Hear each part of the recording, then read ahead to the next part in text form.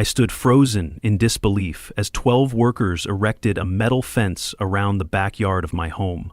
Elizabeth Blackwell, the HOA president with her pointed nose and ask for the manager haircut, stood with her hands on her hips, looking at me with a smug smile. Community property, my friend. You should have read the contract more carefully before signing. My blood boiled as I watched them hammer in signs reading, private area, HOA, members only, but they didn't know one thing. Beneath the old house I had just bought lay a secret that had been hidden for nearly 100 years. And that would be my trump card to teach her a lesson she would never forget. If you're watching from California, drop a comment saying HOA nightmare below this video to let me know. This story about how I defeated a greedy HOA will keep you glued to your screen. My name is James Walker, and 6 months ago, I was living the dream. After 12 years grinding away as a software engineer in San Francisco, I'd finally saved enough to escape the noise and chaos of city life. I found the perfect house, a charming century-old colonial with gorgeous woodwork, bay windows, and most importantly, a spacious backyard that bordered a public park in the quiet community of Westbrook Estates. The moment I walked the property, I envisioned transforming that yard into a vegetable garden and meditation space, my own private sanctuary. The real estate agent mentioned something about an HOA, but assured me they were hands-off and mostly concerned with maintaining property values. She handed me a thick contract, which I admittedly skimmed through, focusing mainly on the financial obligation. The monthly dues seemed reasonable, and I was too enchanted by the house itself to worry about bureaucratic details. I signed the papers, moved in, and spent the first several months in absolute bliss, renovating the interior and planning my garden project for the spring. Then came that fateful morning in March. I was working from home when the sound of trucks and men shouting drew me to the window. The scene that greeted me seemed surreal, workers unloading metal fencing materials along the border of my backyard. I rushed outside in my sweatpants and t-shirt, coffee still in hand, demanding to know what was happening. That's when I first met Elizabeth Blackwell. She was perhaps in her early 50s, impeccably dressed in a beige pantsuit that likely cost more than my monthly mortgage payment, her blonde hair styled in a severe bob. "We're establishing the boundary for the community recreational area," she informed me with practiced politeness that did nothing to hide her condescension. "This area has always been designated common property for Westbrook Estates residents." I was stunned. "But this is my land. It came with the house I purchased." Elizabeth's smile didn't reach her eyes as she produced a folder with what she claimed was an official community map. "Actually, Mr. Walker, if you'd read Section 12, Paragraph 4 of your homeowner's agreement, you'd know that this portion extends beyond your property line and has been earmarked for community use since the neighborhood was established." I rushed back inside to retrieve my copy of the contract, flipping frantically through the pages. There was indeed a section about common areas, but it was vaguely worded and made no specific mention of my backyard. When I returned with my paperwork and pointed this out, Elizabeth's demeanor shifted from smugly polite to openly hostile. "The HOA board has unanimously interpreted the language to include this parcel. The fence installation has been properly permitted and approved. If you continue to interfere, I'll have no choice but to report you for disrupting approved community improvements." The workers had paused their activities, awkwardly watching our confrontation. I felt utterly helpless. I knew I was being railroaded, but without legal backing at that moment, I couldn't stop 12 workers from continuing their job. Elizabeth must have sensed my hesitation. "I suggest you take any concerns to the next board meeting, Mr. Walker. Though I should warn you, the previous owners tried the same thing and found the language quite binding." With that, she turned to the foreman. "Please continue. Mr. Walker was just leaving."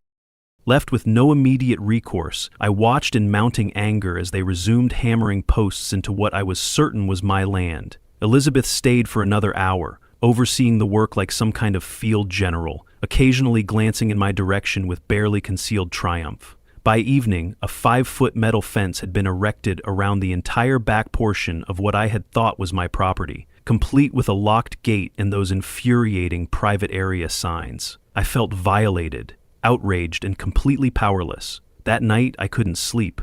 I kept replaying the encounter in my mind, thinking of all the things I should have said or done. Around 2 a.m, I decided to look for the original property documents in hopes of finding something, anything, that might help my case. I headed down to the basement where I'd stored boxes of paperwork from the purchase. The basement was one of the few areas of the house I hadn't yet renovated. It was dark, musty, with exposed stone foundation walls and ancient wooden support beams. As I shifted boxes looking for my property documents, I accidentally knocked over a small bookcase that the previous owner had left behind. It had been positioned against what I had assumed was just part of the stone foundation wall, but as the bookcase toppled forward, I noticed something odd, a slight difference in the stonework behind it. Curious, I moved closer with my flashlight and discovered what appeared to be the outline of a door. My heart raced as I ran my fingers along the edges, finding a small, nearly invisible latch mechanism. The rough stone felt cool against my fingertips as I traced what seemed like deliberate seams in the foundation wall. The pattern was so subtle that you'd never notice it unless you were specifically looking for it. Vertical lines that didn't quite match the random arrangement of the surrounding stonework. I pressed my palm against different sections, feeling for any movement, until a small piece of stone shifted inward slightly under pressure. A soft click echoed in the basement silence. I held my breath, half expecting something dramatic to happen, but the wall remained still. Only when I applied lateral pressure did I feel the resistance of hidden hinges. With a firm pull, the heavy stone door creaked open on surprisingly well-maintained hinges, revealing a narrow tunnel extending into darkness. The musty scent of earth and old wood rushed to greet me, carrying with it the unmistakable smell of history, that distinct aroma of places untouched by modern life for decades.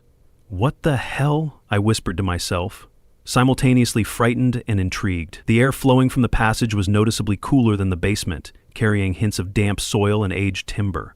The tunnel entrance was framed with sturdy oak beams, darkened with age but showing remarkably little rot considering they had to be nearly a century old. I ran my hand along one beam, feeling the careful craftsmanship.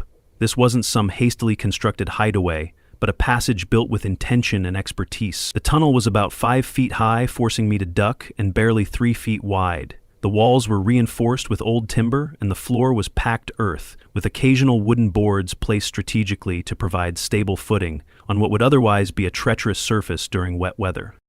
I hesitated only briefly before my curiosity overwhelmed my caution. Grabbing my flashlight, I ventured into the passage, moving slowly to avoid the cobwebs that hung like ghostly curtains. The beam of light revealed boot prints in the fine dust covering the floor. Not recent, but certainly made long after the tunnel's original construction. Someone had been here, perhaps the previous owner, keeping the secret but maintaining the passage. I noticed metal brackets along the walls at regular intervals, some still holding the stubs of what must have once been candles or small oil lamps. The air grew increasingly dense as I moved deeper, with the weight of earth above pressing down not just physically but psychologically. My flashlight beam caught glimpses of small niches cut into the walls, storage spaces perhaps, now empty but once possibly holding bottles of illicit liquor during the Prohibition years. The craftsmanship visible throughout the tunnel spoke of resources and determination. This wasn't just a crude escape route, it was a carefully engineered transport system, hidden in plain sight beneath an unassuming colonial home. As I carefully made my way forward, I couldn't help but feel like I was walking through a physical timeline, my footsteps following those of bootleggers and smugglers from a century past. The tunnel stretched for what felt like 50 yards, gradually sloping upward before ending at another door, this one made of heavy wood reinforced with iron bands. I pushed it open cautiously and found myself in a small chamber with a ladder leading up to what appeared to be a trapdoor in the ceiling.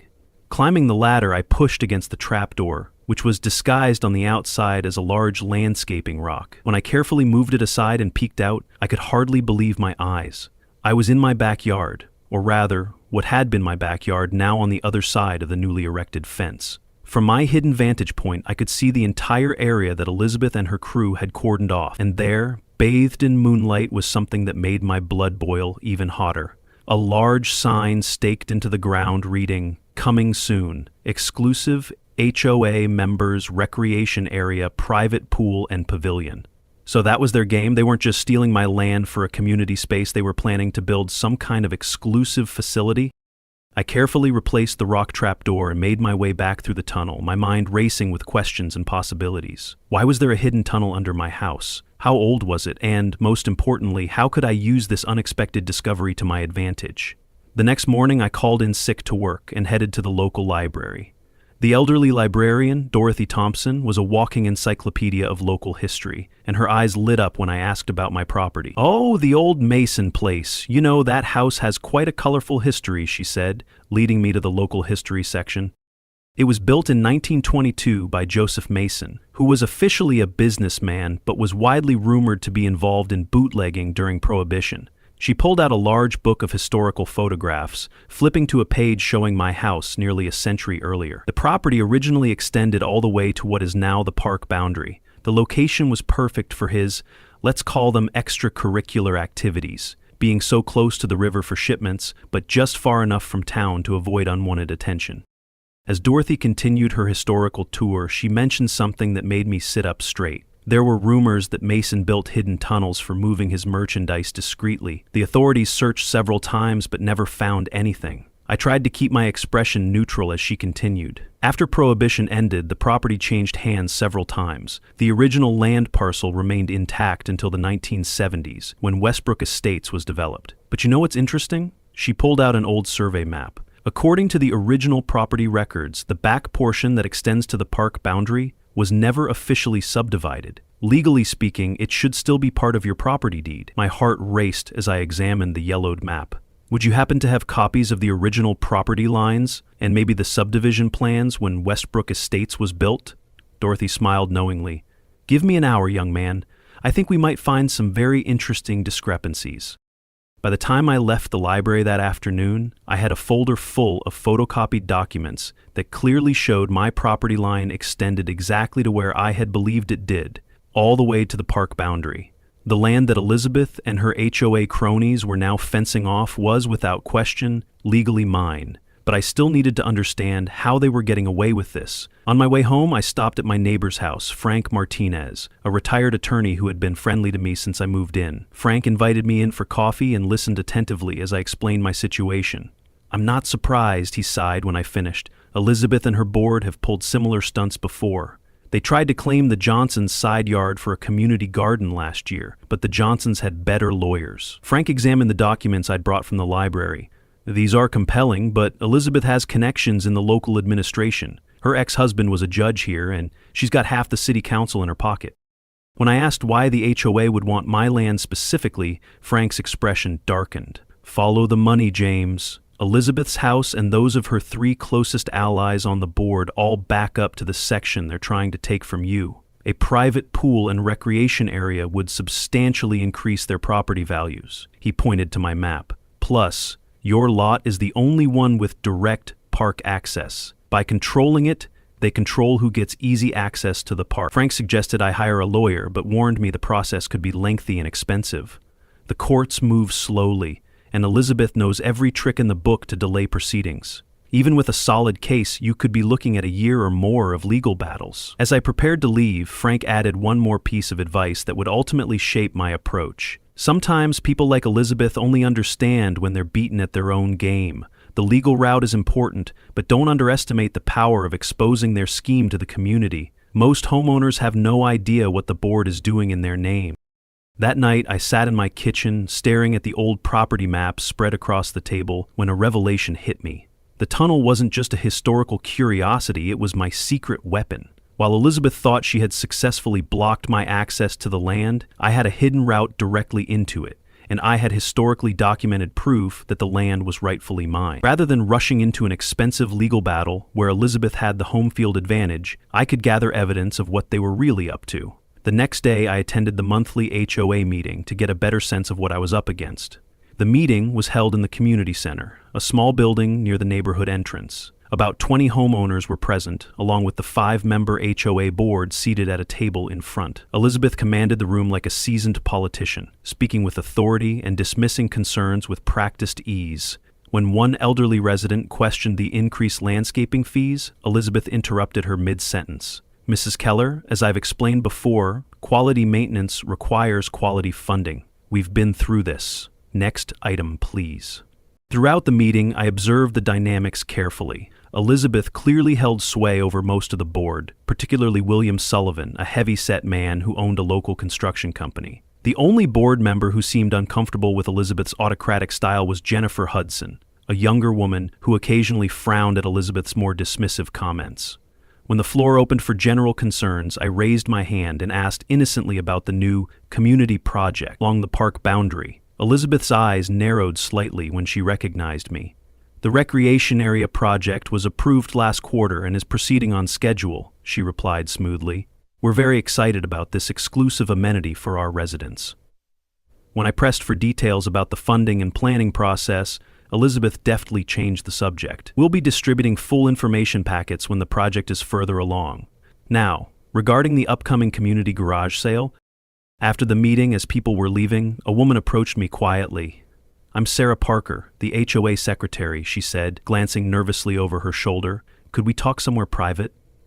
We walked to a nearby coffee shop where Sarah's professional demeanor crumbled as soon as we sat down.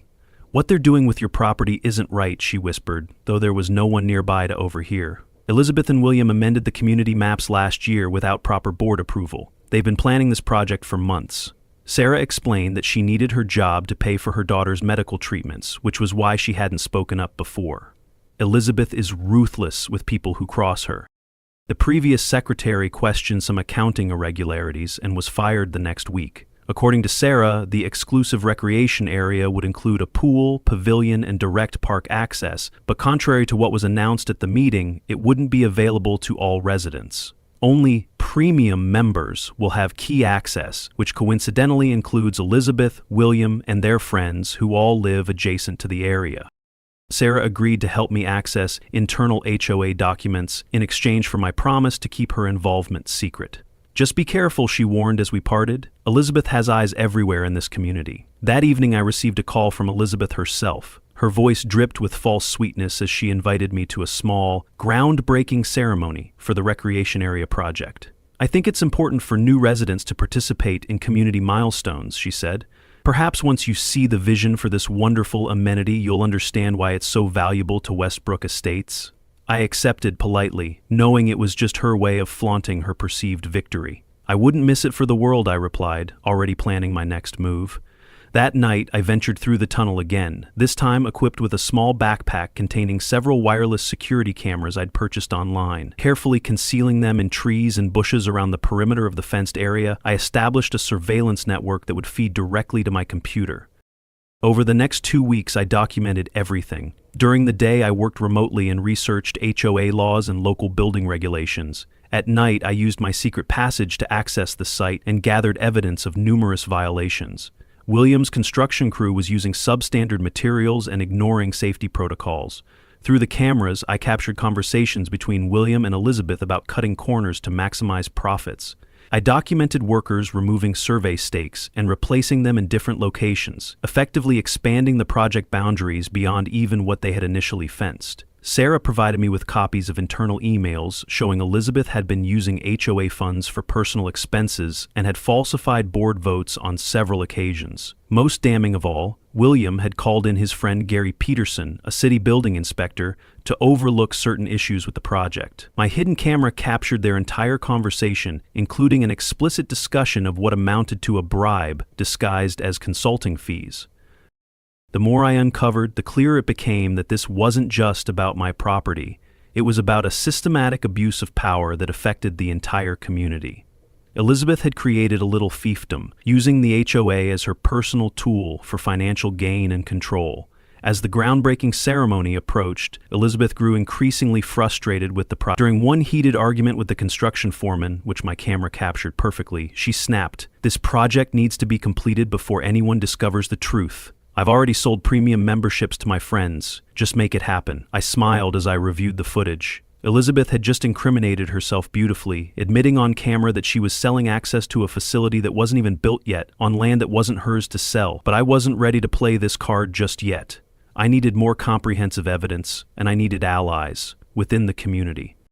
My opportunity came unexpectedly at a local charity event where I happened to run into Elizabeth. Putting on my most contrite face, I approached her and expressed newfound interest in the recreation project. "I've been thinking about what you said about community benefits," I told her, watching her wary expression slowly transform into smug satisfaction. I'm a software engineer, you know. Perhaps I could offer some insights on automated access systems for the facility. Elizabeth studied me for a moment, likely assessing whether I could be useful. Ultimately, her confidence in her own victory won out. How thoughtful of you to offer your expertise, James. We're actually having an informal planning session this Thursday. Why don't you join us? The planning session turned out to be a small gathering at Elizabeth's luxurious home, with William Sullivan and 2 other board members present. I played my role perfectly, the defeated new homeowner now eager to get in the good graces of the HOA leadership. Throughout the evening, I asked thoughtful questions about the project while casually building relationships with the others present. Over the following weeks, I continued my dual approach, publicly appearing supportive while secretly gathering evidence through my tunnel access and Sarah's inside information. I began to form alliances with Jennifer Hudson and Peter Coleman, the project manager who was growing increasingly uncomfortable with William's corner-cutting demands. Jennifer confided that many board decisions were made without proper votes, and Peter admitted he felt pressured to compromise his professional standards. William wanted me to use thinner concrete for the pool deck, he told me one day, looking genuinely troubled. When I told him it wouldn't pass code, he just laughed and said, "That's what friends in the inspection office are for." The crowning moment came during a private dinner at an upscale restaurant where Elizabeth, loosened by several glasses of wine, began boasting about her community accomplishments. She leaned in close, her words slightly slurred. "You know, James, some people just don't deserve the property they own if they can't be bothered to read the fine print. This isn't the first time we've adjusted the community boundaries." My phone was recording in my pocket as she continued. "William and I have been improving this neighborhood for years. The recreation area is just the beginning. Next year, we're looking at the Sanders property on the east side. They have that lovely hilltop view." She chuckled, swirling her wine glass. "People like you are smart, knowing when you're beaten and finding ways to join the winning team instead." I smiled non-committally, but inside I was celebrating. Elizabeth had just admitted to a pattern of fraudulent behavior, confirming this wasn't an isolated incident. The final piece fell into place when Elizabeth, now considering me firmly in her camp, invited me to an exclusive board leadership meeting about Phase 2 of the development plan. "I think you'll be impressed with our vision, James. Perhaps there might even be a place for you on the committee," she said with a conspiratorial smile. I accepted the invitation with appropriate gratitude, while my mind was already planning the decisive move. With Sarah's help, I began preparing a comprehensive file of evidence. I formally requested verification of the property boundaries from the city planning office using the historical documents I'd found at the library. As I expected, they confirmed that the land was legally part of my property and had never been properly subdivided. I consulted with Frank Martinez about the legal strategy, and we prepared the necessary paperwork for both civil action and complaints to the appropriate regulatory authorities. I also reached out to Emily Wright, a local newspaper reporter known for her investigative pieces on community issues. Emily was immediately interested in the story but needed time to verify the evidence independently. "This is explosive stuff," she said as she reviewed my documentation. "If even half of this is confirmed, it's not just an HOA dispute, it's fraud, misappropriation of funds, and possibly criminal corruption."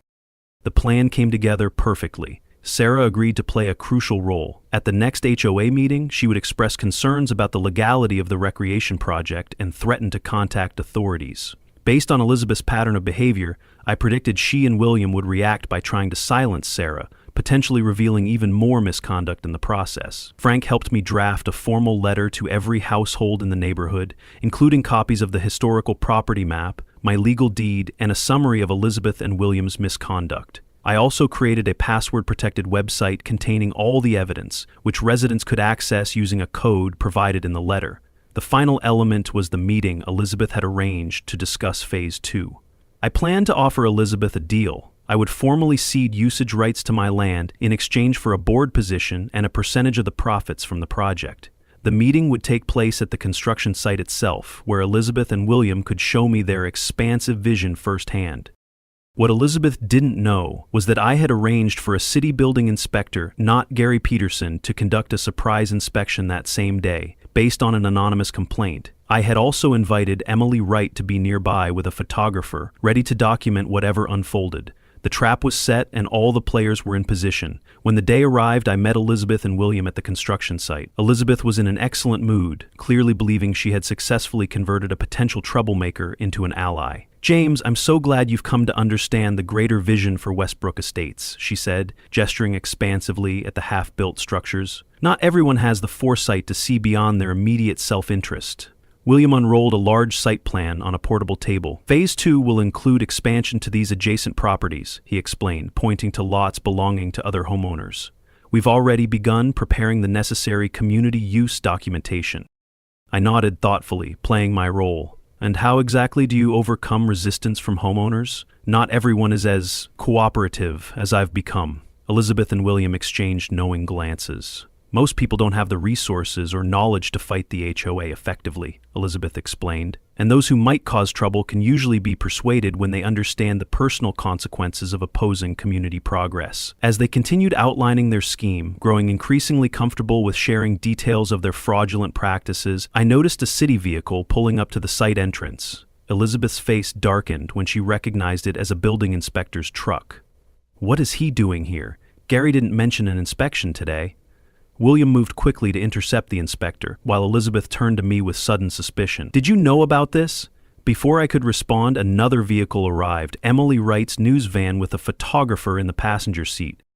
The chaos that followed was almost cinematic. As William tried to prevent the inspector from examining the site, the man produced official documentation authorizing a full safety inspection based on reported violations. Elizabeth rushed over, her carefully maintained composure crumbling as she demanded to see the complaint that had triggered the inspection. Meanwhile, Emily Wright approached with her photographer, introducing herself as a reporter working on a story about HOA governance. "Ms. Blackwell, we'd like your comment on allegations that the Westbrook Estates HOA has misappropriated funds and falsified property boundaries." Elizabeth's face contorted with rage as she looked between the inspector, the reporter, and me, finally realizing she'd been outmaneuvered. "This is a private community matter," she sputtered. "You have no right to be here." But Emily calmly replied, "Actually, according to county records, we're currently standing on private property belonging to Mr. Walker, who has invited us here today." At that precise moment, across the neighborhood, Sarah was addressing an emergency HOA meeting that Jennifer had helped convene. With the documents I had provided, Sarah was revealing the full extent of Elizabeth and William's misconduct to the shocked residents. Frank Martinez was there to explain the legal implications, making it clear that the board had exposed the entire community to potential liability. Meanwhile, back at the construction site, Elizabeth was coming undone. "You think you're so clever," she hissed at me. "I'll sue you for defamation. I'll make sure you regret moving into this neighborhood." I remained calm, which only infuriated her more. "You have no proof I've done anything wrong." That's when I played my trump card. "Actually, I have extensive documentation of everything, including video recordings of your conversations with William about falsifying property lines, bribing inspectors, and selling access to facilities built on land you don't own." Elizabeth's face went pale, but her desperation quickly turned to bravado. "You're bluffing, and even if you had recordings, you couldn't have obtained them legally. You've been trespassing on the construction site after we fenced it off." A smile spread across my face, the moment I'd been waiting for.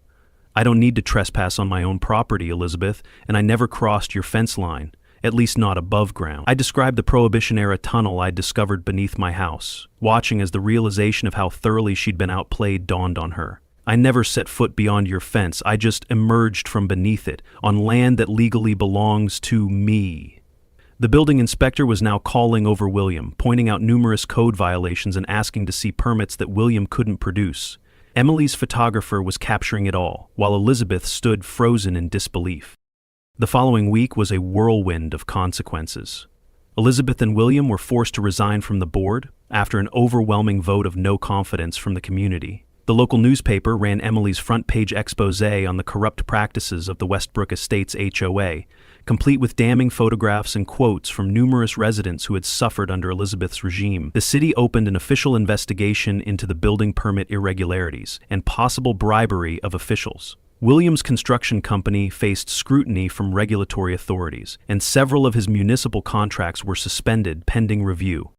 Elizabeth herself was hit with multiple civil lawsuits, including one from homeowners who had paid her for premium memberships to a facility that would never be built. As the legal proceedings unfolded, the extent of her financial improprieties became increasingly apparent. The forensic accountant hired by the city uncovered years of systematic embezzlement from HOA funds, with Elizabeth skimming tens of thousands of dollars annually through inflated contracts and fake vendors, many of which traced back to shell companies she controlled.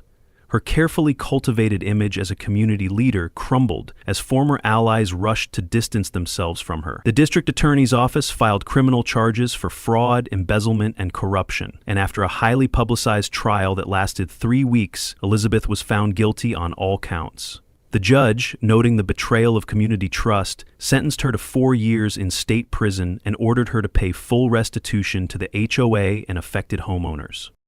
William's fate wasn't much better. His participation in the bribery scheme with Gary Peterson, the building inspector, resulted in criminal charges for both men. The prosecutor was particularly interested in their prior dealings, which led to the revelation of a pattern of corruption spanning several years. Faced with overwhelming evidence, William accepted a plea deal that included 18 months in county jail, 5 years of probation, and the permanent revocation of his construction license. His company collapsed almost overnight as clients canceled contracts and employees resigned. Perhaps most devastating to William was the financial ruin. Legal fees drained his savings, and the court-ordered restitution wiped out what remained of his assets. By the time he was released from jail, he had lost not only his business and reputation, but also his sprawling home in Westbrook Estates, which was sold at auction to help satisfy the judgments against him.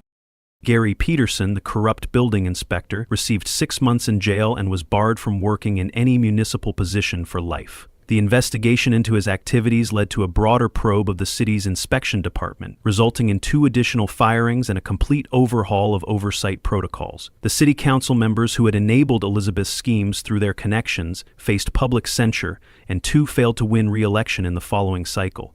What had begun as a dispute over property lines had cascaded into a community-wide reckoning with corruption that had festered for years.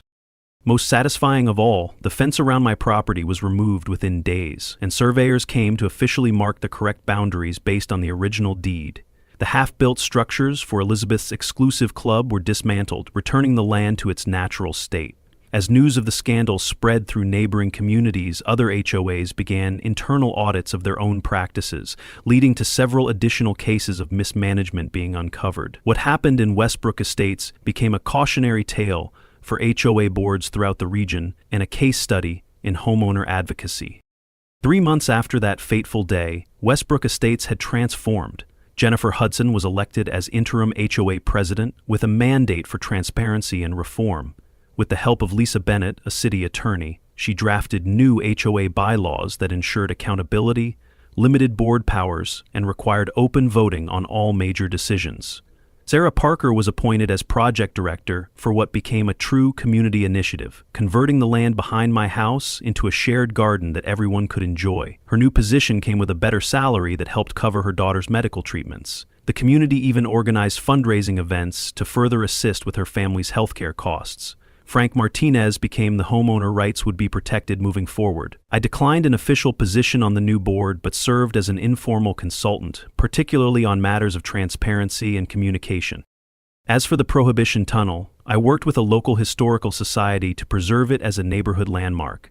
We carefully renovated it with proper structural supports and lighting, transforming it into a small museum that told the story of the house's colorful past and its unexpected role in exposing a modern-day conspiracy. Local school groups would visit for history lessons, and it became a point of pride for the community. On the day we officially opened the community garden, residents gathered for a celebration.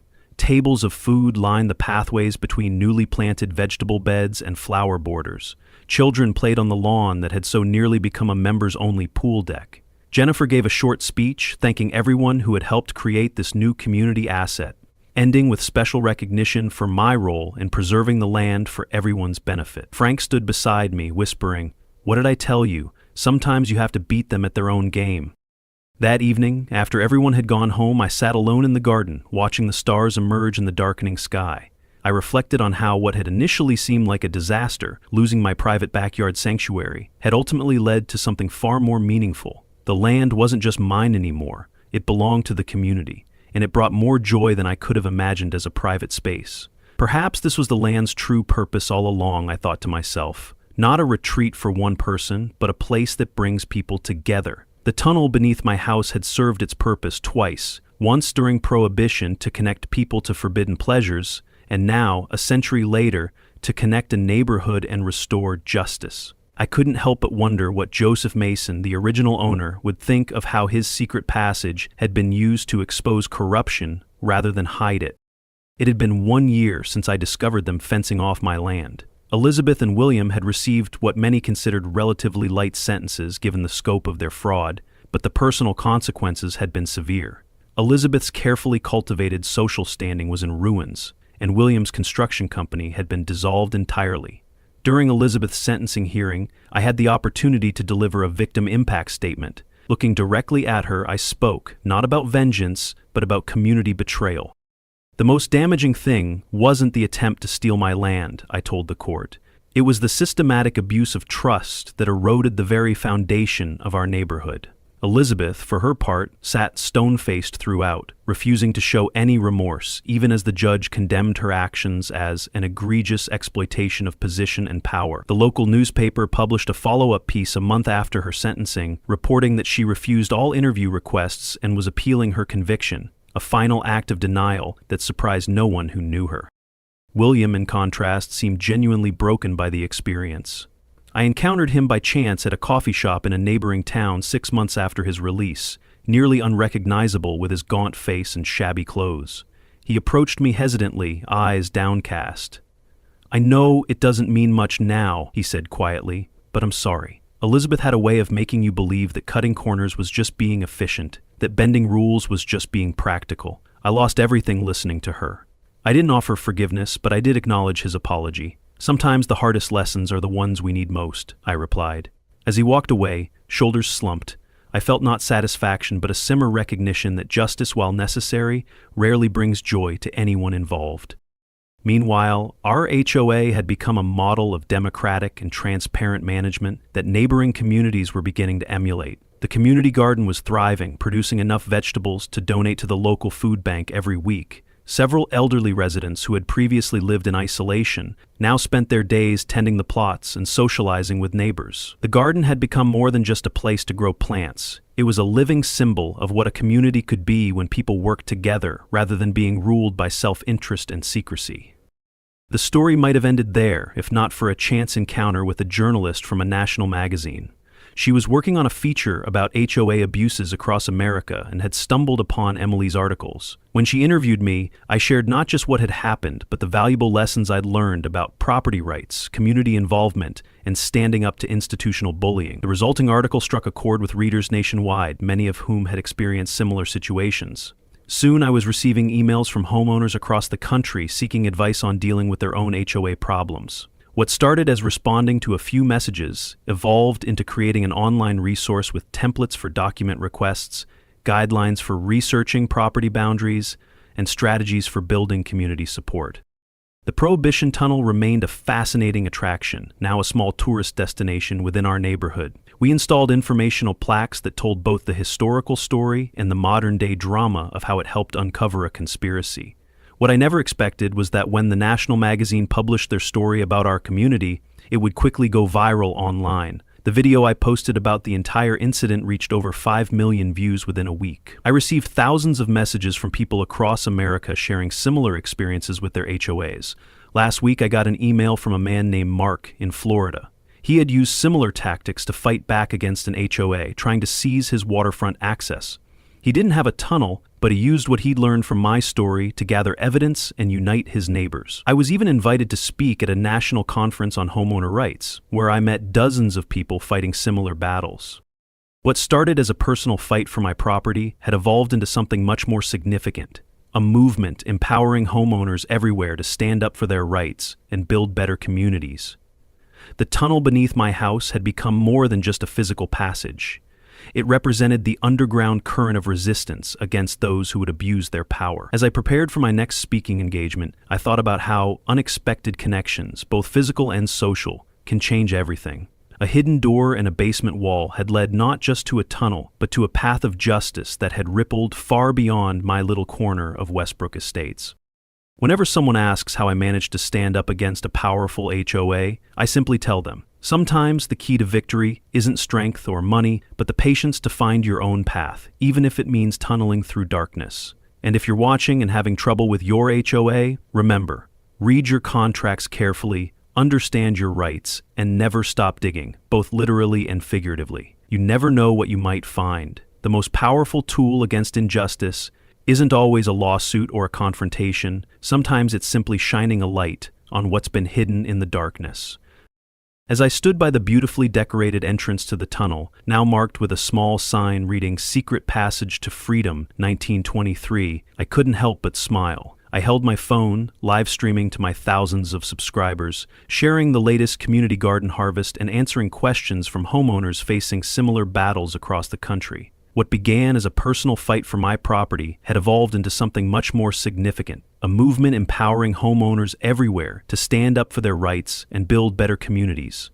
And it all started with an old tunnel and the determination to not let injustice prevail.